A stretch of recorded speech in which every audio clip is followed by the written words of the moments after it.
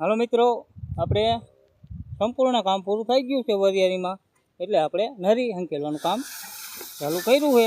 જોઈ લો, આ નરી આપણે આ રીતના હંકેલી ટપક હોય એટલે એક બે દી હંકેલતા થાય, એક બે દી પાતળતા થાય, પણ પછી આપણે ઉપાયથી જરાય નહીં પાવાનું થાય એટલે સીધી ચાપત વાળવાની રહે, બરોબર.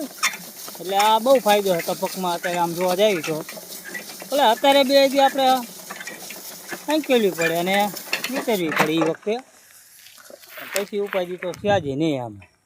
એટલે આ ટપક રહી બહુ સારી છે. જોઈ લો, આવી રીતના પૂરું થઈ ગયું છે કમ્પ્લેટ.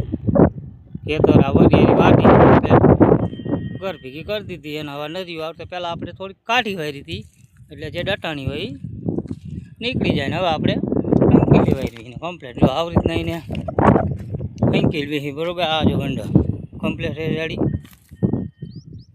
જોઈ લો તમે.